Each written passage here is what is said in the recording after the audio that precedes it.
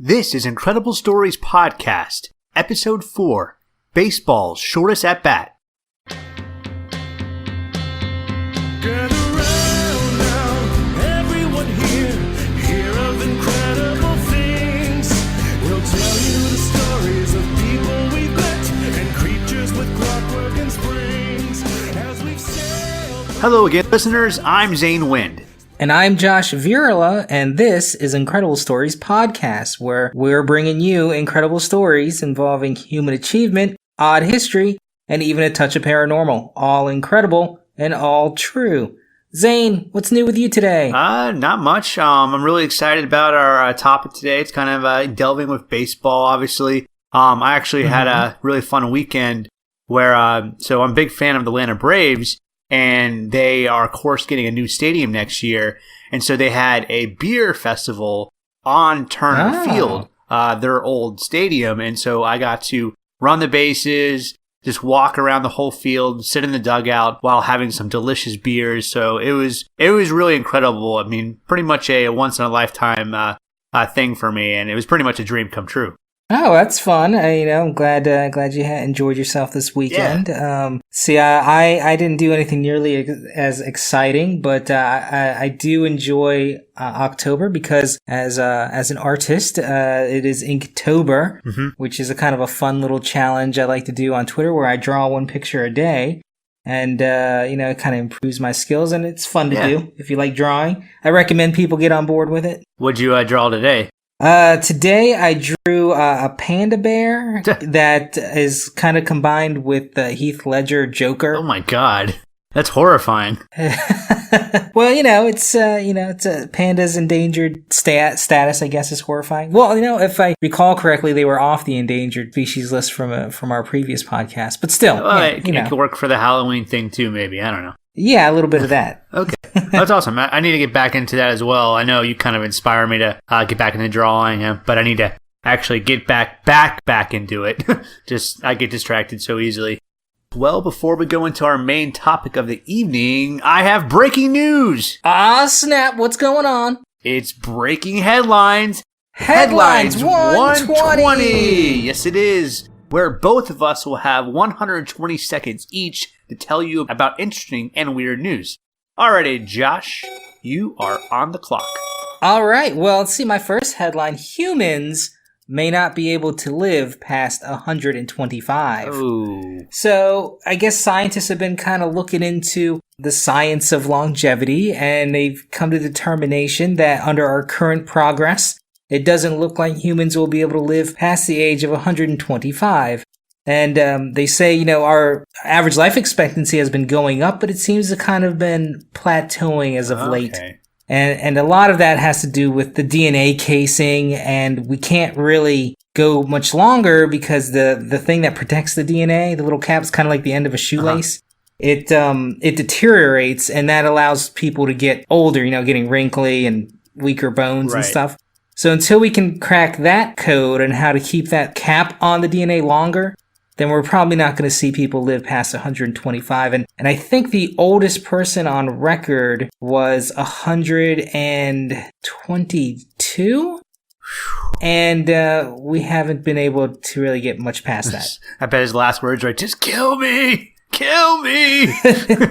yeah, pretty much. But what's killed right now is my time. Alrighty. Good first story. Let me know when I can go. And go. All right. Russian meteorologists are trapped by polar bears 2,800 miles from Moscow. And we have 5 meteorologists posted on a remote Russian island.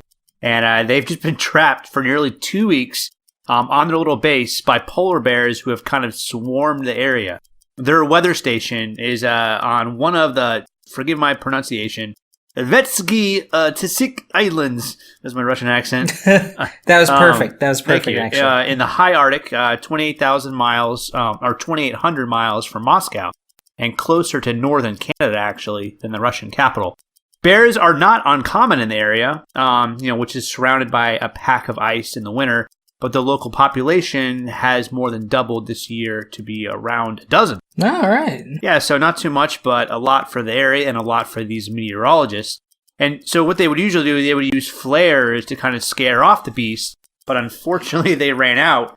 So they kind of they're waiting for a resupply from a nearby ship that's going to come in. So they're kind of stuck inside. They can't be going outside. There'll be a nice, lovely snack for these polar bears. Well, rule 1 of Arctic travel, always bring enough flares. Yes, for sure.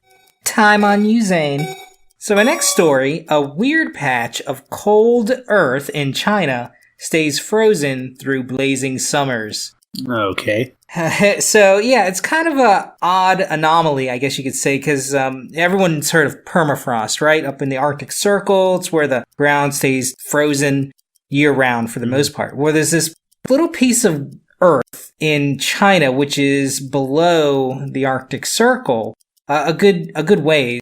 They can't figure out why it stays permafrost all year, because the temperatures during the summertime gets above 80 degrees, so it should be thawing out. Well, what they determined was that they think that the makeup of the soil is such that the top layer has like a peat moss type of stuff, and underneath the layer there is kind of gravelly, porous rock. So they think when it's positioned just so that allows the heat to escape to rise up, but keeps the cold in over the winter. So it's like it's kind of like a Yeti thermos, I guess, a natural Yeti thermos. Wow, that's pretty incredible. Nice Yeti thermos. Yeti thermos, Yeti ground. And Yeti, again, it's your turn. All right.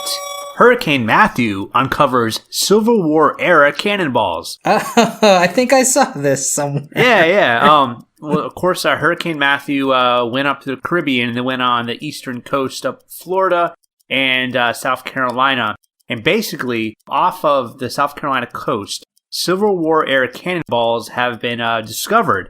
They kind of got washed up on Folly Beach, and they had to be detonated, of course. A local resident came across the cannonballs while walking on the beach on Sunday morning. Chief Andrew Gilreath, director of public safety, told CNN. And he said you can see that the fuse holes are still in these balls, so they're still pretty well intact. You fuse hole. Yes. And erosion caused by the storm unearthed the ordnance. Well, this is an ordnance area, but they kind of floated up into a non-residential area, which is good. But thankfully, Air Force explosive teams came in, Charleston County explosive teams, and they were able to detonate these. Some were detonated on the scene because I'm sure they were too dangerous to kind of move, and some were taken to a Navy base for destruction. Ah, very timely and well wrapped up just in time to leave people wanting more. But yeah, that's a cool story, Zane. I like that. You know, it's always interesting finding Civil War it's stuff too bad washed up. None of it could be really kept for historic purposes, but you gotta keep people safe. And my final story, Great Mysterious Balls of Fire, Speed by Dying Star. So, in space, there's a lot of weird stuff going on. And to kind of keep with your cannonball... The whole ball theme, balls. The ball thing, yeah, the balls of stuff. So there's this star, and when the star orbits a certain way, it sends out these high-speed blobs of plasma. And the scientists thought it was kind of a mystery, couldn't quite figure out where these balls were coming from exactly, because the star shouldn't be producing it. Well, they kind of think it has a companion star, and as it orbits closer to its bigger star, it kind of siphons off all of its energy, and as it's going around the star, it slingshots out these balls of plasma, and they're coming at, wherever the direction they're going in very fast. Think of it, it's going as fast as it could go from the Earth to the Moon in about 30 minutes. So usually it takes us humans about 2 weeks, I think, to get there. But that's I thought that was neat. In space, they have those balls of fire. Space. Balls of fire. High velocity. Space is terrifying. That's all I'm just going to say about that. It is. And my time running out is also terrifying. And here I go. Finally, speaking of space, we have an update of when we are going to go to Mars. Oh! I've been waiting for this since I was a kid. They told me 2011 is when we would go, and obviously that hasn't happened yet. But President Barack Obama, he wants to send humans to Mars by in the 2030s. The U.S. is partnering with private firms to send astronauts on deep space missions to better help understand how humans can eventually live far away from Earth. the president said. I'm excited to announce that we are working with our commercial partners to build new habitats that can sustain and transport astronauts on long-duration missions in deep space, Obama said. These missions will teach us how humans can live far away from Earth, something we will need for the long journey to Mars. I'm glad we're finally, getting this going. And, really, it's going to be these private firms, SpaceX, Elon Musk, who are really going to lead the way. Because NASA, they always had the budget concerns. So I'm really excited that this is really moving forward. It's been a dream of mine to really see us finally land on Mars and bring some astronauts back home safely and then eventually maybe colonize Mars. Well, fortunately by that time we'll both be old and geezerly, so we probably, unless they figure out that human aging thing, we probably won't have much chance of going to Mars. We won't, but I mean, as long as I can just see it, see like people land it via TV or via hologram, then I'll be happy. Well, what makes me happy is that the headlines are wrapped up now. So, but Zane, those headlines were pretty interesting. But Zane, I hunger for something more. What do you got for us today? How about the story of the shortest at-bat in MLB history? Namely, the story about Eddie Gaedel. Baseball loves stats, from the longest to the shortest. It's a major part of its history, and of course, stats are a big part of MLB lore. So that means, of course, there will be an incredible baseball story to talk about. Mm-hmm. So today's episode is going to focus on Eddie Gaedel, aka the shortest person ever to play in the big leagues. Ah, I see what you did there. Yeah, the shortest at bat. Anyways, okay. Edward Carl Gaedel was born on June 8th, 1925, and was diagnosed early on with dwarfism. To make ends meet in his early life, Gaedel worked a variety of jobs, including being a riveter during World War II. So due to his size, he was able to crawl inside the wings of military airplanes to make repairs and all sorts of adjustments. But also, he got money that way, but he got a little bigger. Kind of like a little gremlin, right? A little gremlin, yes, a little gremlin. But he was being productive, and he was actually helping our plane stay up during World War II. Okay, as opposed to tearing apart. Yes, those little bastards. So as Gaedel got older, he became a professional performer to get some more gigs, and he was represented by the American Guild of Variety Artists. That's AGVA, where he landed a good gig with Mercury Records in 1946. Ah, yes, the AGVA, for our listeners, just a little thing about them. That was the acting guild responsible for representing some of the quirkier acts in Hollywood, such as Little People, circuses, Las Vegas showrooms, cabarets, magic shows, those type of things. And of course, this agency got this perfect type of quirky role where he was able to play the Mercury Man, where he wore a winged hat similar to that of the Mercury Records label logo for record promotions. Oh yeah, I've seen that. It's kind of cute. And check out our show notes. We'll have a link to that. Yeah. It's pretty famous. And some early Mercury recordings featured a character of him as the logo, so that's probably the image pops out in your mind. Now, before he got to the MLB, he worked at a place in Chicago, and Chicago was his favorite home. Of course, he was born there, so he definitely stayed in the area, did all his gigs there. And he got employed at this bar called the Midget Club, and that's where they employed little people. And, back then, the word midget wasn't as offensive in today's PC culture. Of course, it's pretty offensive. Oh yeah. But that was kind of more the norm back then. People just call them midget little people, and they were kind of more of a laughing stock. Hence why they were used in so many promotion gigs. It was all for pure entertainment. Oh yeah, and an interesting thing about the Midget Club was founded by one of the Munchkin soldiers from The Wizard of Oz. Oh, okay. But it closed in 1982. Okay. Well, that lasted a pretty long time too. It did, but if you want to go there now, you can't see it. Okay, it's completely just gone and all that. Yeah, I think there's something that kind of replaced it, but it's definitely not the Midget Club. So. Okay, yeah, that would not be going on right now. No. Well, you may wonder, how did Mr. Gaedel go from the Mercury Records to a midget bar to Major League Baseball? I was wondering that. Yes, it's quite a journey. It's pretty impressive. Well, back in 1951, the St. Louis Cardinals baseball team, they were actually called the St. Louis Browns at this time. Their owner, Bill Veeck, was a showman who enjoyed producing public stunts during these games. So he actually, he liked to hire little people a good amount for his promotions.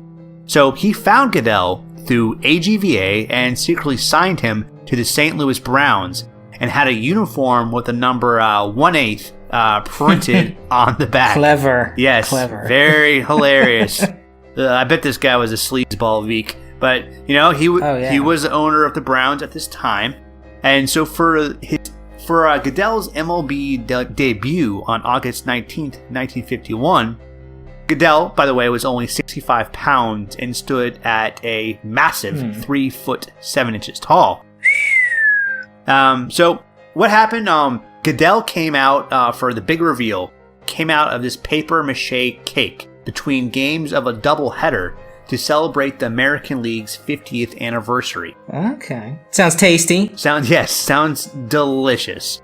And the stunt was also used as a Falstaff Brewery promotion. So this Veeck guy was all about the promotions. Apparently the Browns, they were always in last place, so he was doing whatever he could do to get the fans to come to the games and do all these free That's the Browns promotions. for you. Yeah, Browns. I mean, they're not having much more success as a Cleveland football team. No. And so Falstaff Brewery and the fans that were there had been promised a festival of surprises by Veeck. Before the second game got underway, the press who were covering the events agreed that this midget in a cake little gag was not really up to Veeck's usual promotional standard.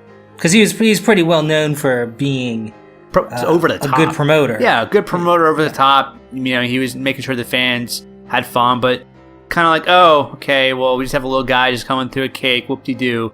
I mean, this is the American League's 50th anniversary. We want something big. We want something big for our, one of the oldest leagues in baseball. But Veeck had a little plan here. Mm-hmm. So the Falstaff personnel, who've been promised national publicity for their participation in the promotion, were particularly dissatisfied. And keeping the surprise he had in store for the second game to himself, Veeck, he just meekly apologized and acted like, oh, I'm sorry, I should have done some more. But his big surprise finally came during the second half of the doubleheader when Gaedel came in to pinch hit in the bottom of the first inning. Ooh. Now, immediately, umpire Ed Hurley called for Browns manager Zach Taylor. He's probably like, okay, what is going on? We got to keep the integrity of the game. And so Veeck and Taylor had the foresight, so that's the coach for the Browns and Veeck, the owner, had the foresight to have a copy of Gaedel's contract on hand, as well as a copy of the Browns' active roster, which had room for Gaedel to put on the team. So Veeck knew what he was doing. Okay, sly. He was sly. Very sly, and this shows how even more sly he was, this little rat. He actually was sneaky with the contract. He filed it late on Friday, August 17th, and it wouldn't be scrutinized until Monday the 20th, the day after Gaedel's MLB debut. So this game was on Sunday.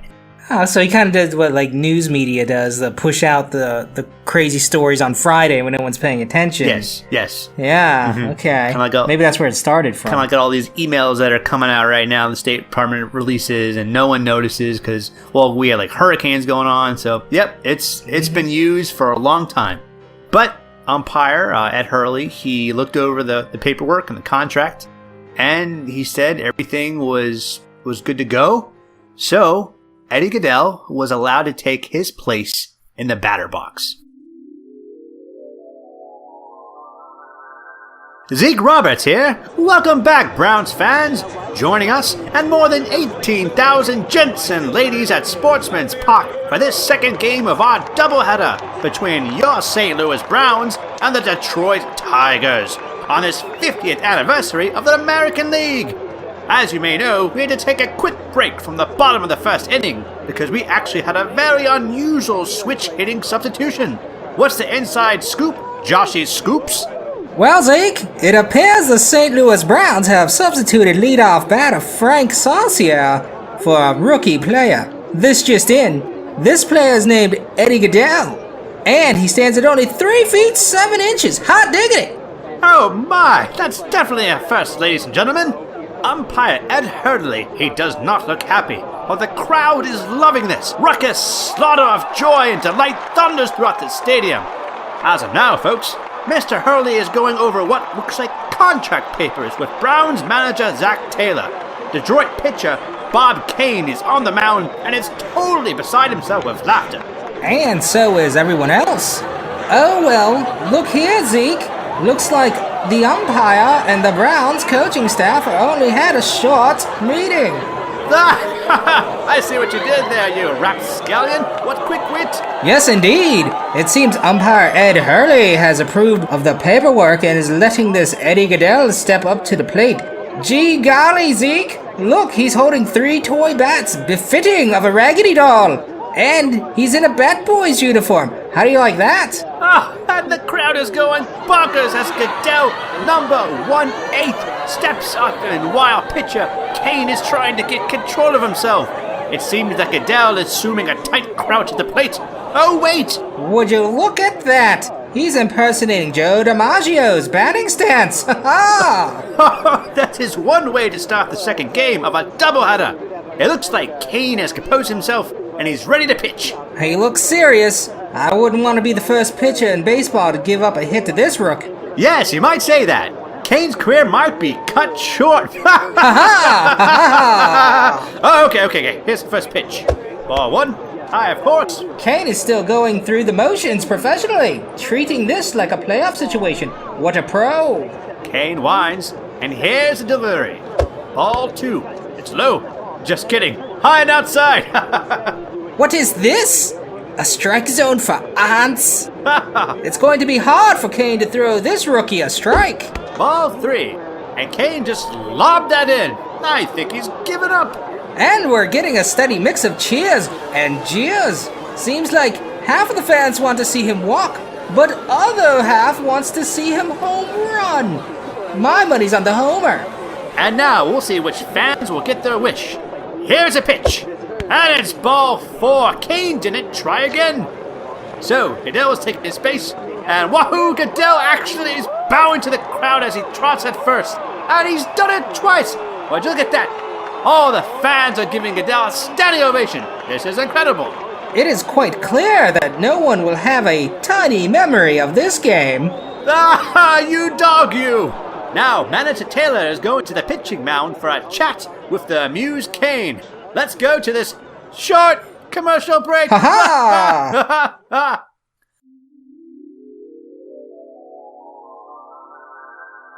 So, that was the thrilling at-bat for Gaedel. And there was actually a little drama with how this at-bat was going to take place. Veek, the owner, didn't want Gaedel to swing at all, actually. He warned Gaedel that he had taken a $1 million insurance policy on his life, and he would be prepared to shoot Gaedel with a sniper rifle if he attempted to swing. Gaedel, probably like myself, almost got lost in the moment and looked like he would have definitely swung once he got in that DiMaggio pose. Oh yeah, who doesn't? Yeah. And as you probably guessed, the higher-ups in the MLB were not happy with this stunt that Veek had pulled. Wait, Zane. Who won the game? Detroit Tigers, unfortunately. 6-2. Ah, okay. All right. Continue on. So the higher-ups with the MLB, including American League President Will Harridge, said Veek made a mockery of the game and voided Gaedel's contract the next day. No! Yes.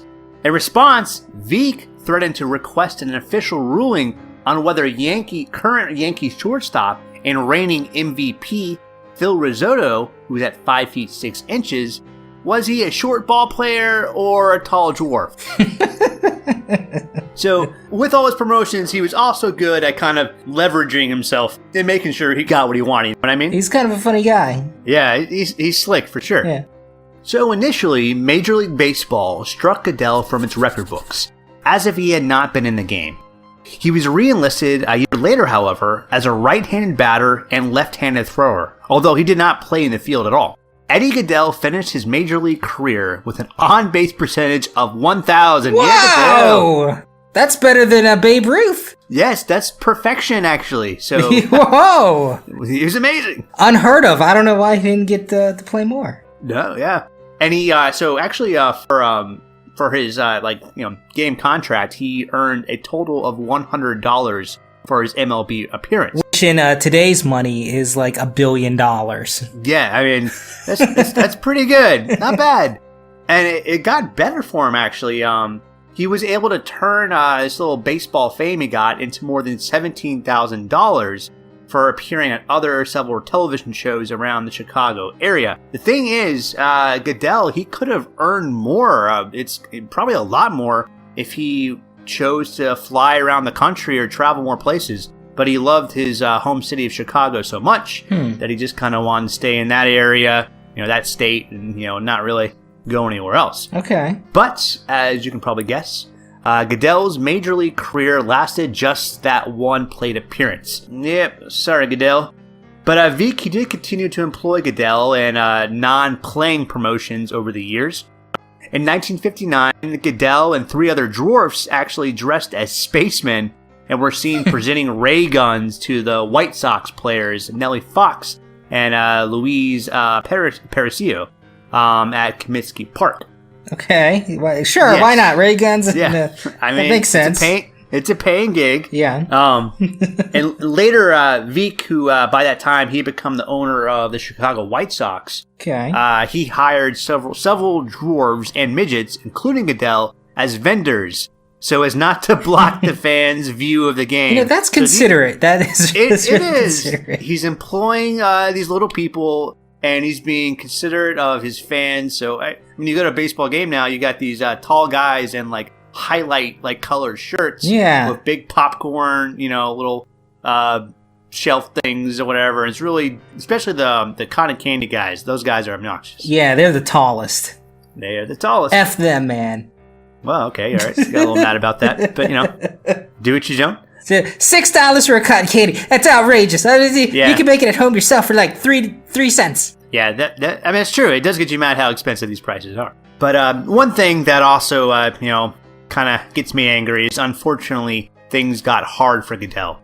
And on June 18th, 1961, Gaedel was now unemployed. Yeah, he just turned 36, so that's not really a fun birthday for unemployed. Down on his luck. And he was at a bowling alley in Chicago, like I said, his birthplace and hometown. And one kind of infamous part about Gaedel, that he was known to, friends and family, was that he was kind of a drinker, and he would go to bars and he would drink too much and he would get in fights.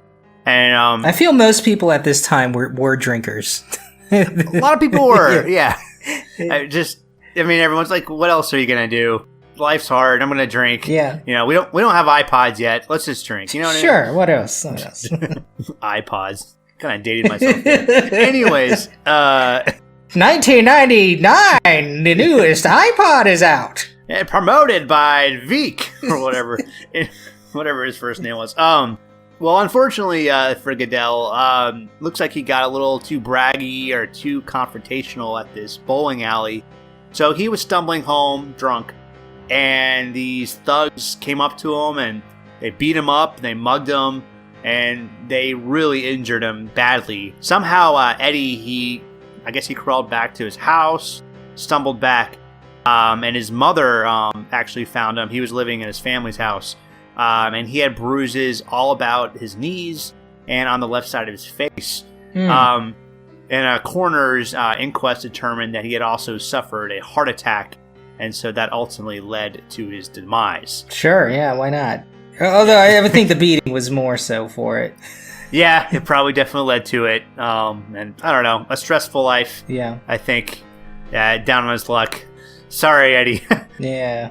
But at least one little, glimmer of kind of just a nice thing was, Josh, do you remember Bob Kane? He was the pitcher who actually pitched to Gaedel. Yes, his one opponent. Right, yes. Well, he was actually the only Major League Baseball figure, albeit a player or just like a CEO or anyone like that involved in MLB to attend his funeral. That's nice of him. Sad, I guess, for everyone else, but I mean, I guess he didn't really have a big following. I mean, he was just kind of like a little sideshow. But you know, I did read that Bob Kane and him, kind of like during the last 10 years of his life, they were kind of friends, and they would exchange Christmas cards yearly. Oh, okay. So they kind of like started a friendship. Yeah, they kind of had a unique bond, I guess. Okay. That's pretty cool. It's kind of a nice little happy note on top of that. Yeah. Kind of sad ending. Sad darkness. But actually, Gaedel's legacy has lived on. Gaedel's one-day career has been the subject of countless TV programs on ESPN and the MLB Network. He was mentioned by name in the lyrics of Terry Cashman's homage to 1950s baseball. It was called Talkin' Baseball. It was done by Willie Mickey and the Duke. His at-bat was the number one choice on a 1999 list of unusual and unforgettable moments in baseball history, published by the Sporting News. And due to its scarcity, Gaedel's autograph now sells for $7,000. So that's a pretty high price. And there's actually there's a couple rumors or so that it could sell more than Babe Ruth's, which is pretty incredible. I don't believe that one at all. Right. But I mean, it's his contribution to MLB baseball lore is pretty incredible. But yeah, I would say that Babe probably has a little bit more money going on with all his MLB artifacts. I would think so. Yes. Yeah. But Gaedel, like I said, his legacy it's pretty impactful in baseball, and it's actually in a unique twist. Gaedel's grandnephew, Kyle Gaedel, is also a professional baseball player. Oh, no way. Right. He was drafted by the Tampa Bay Rays, but he went to college first, and then he went into the minors, and he got involved in the San Diego Padres farm system. But so far, he hasn't actually made it to the big leagues. He's 26 right now, so there's time. Okay. But I hope he can make it, because that'd be funny if his if other Gaedel, if Eddie Gaedel made it one game, and this guy who actually has the talent and he can't get there. Yeah. But it's pretty cool. There's a lot of good MLB and just good facts and just good lore to that. So, Josh, what did you think about this incredible story? It was very interesting and entertaining. I think it was kind of a unique look on early baseball and kind of the weird stuff they would do to get people to the games. And this definitely was one of the weirder ones that they've done out there. I think it went a long way, though, in baseball to keep it maybe just to say that it kind of led to the ending of this type of promotion. So made baseball a little bit more serious. I know they still did silly things after that, but this was kind of like the silliest point on the iceberg. And I think it just made baseball clean up its act a little bit afterward. Right. But those type of promotion at the time were the best way for MLB to get money, to get fans in, to really get the sport popular. Because it was still it was big, but, it hadn't reached, its apex. Oh, yeah. Interesting, too, looking in the life of how little people were kind of treated back then. Just kind of like as a joke to society. And I really think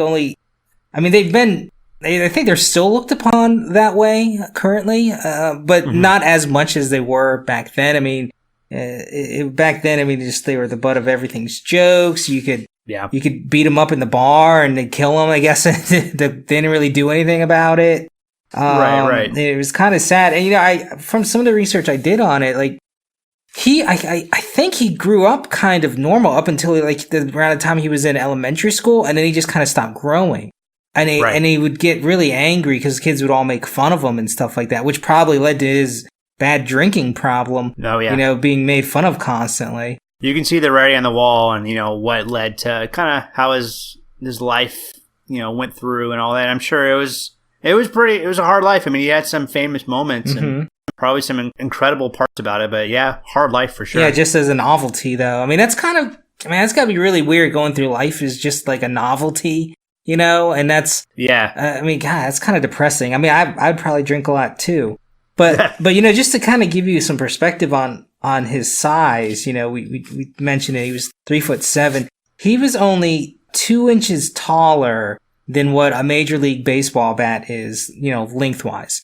Oh, wow. That's funny. Yeah. So he could have been a baseball bat, I guess. It could have been a baseball bat. Could have been a baseball bat. So.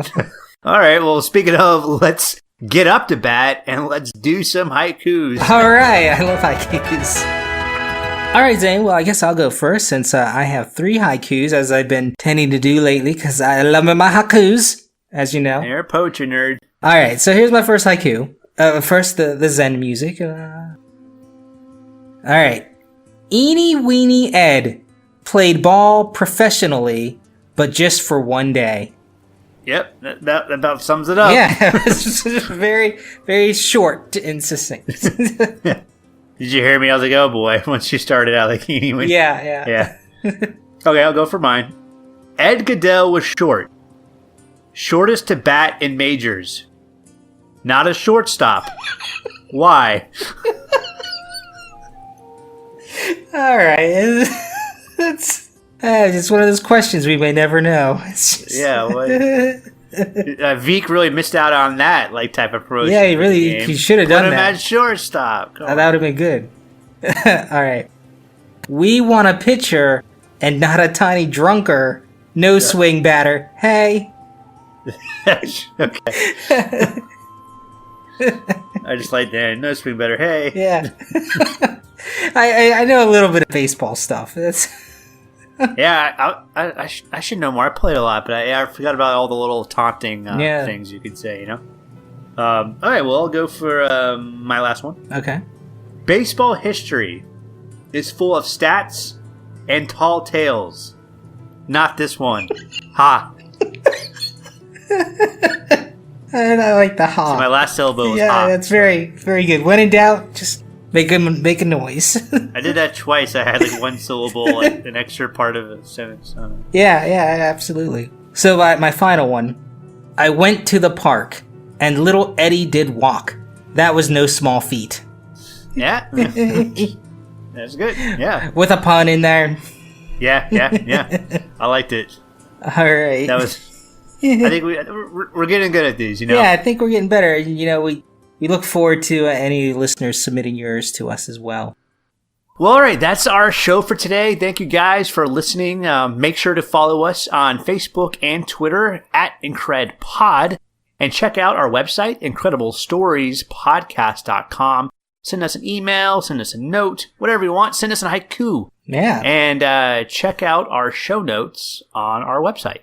For Incredible Stories Podcast, I'm Josh. And I'm Zane. And remember, the journey of 1,000 tales begins with the first word.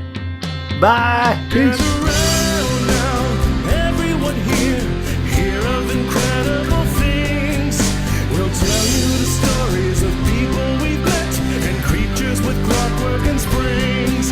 As we've sailed through the tunnels of time, spreading our message in songs. We've seen many wonders and heard many tales of future and times now forgone.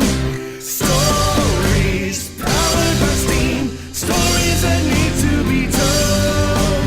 Hold you, lend us your ears as the adventures unfold.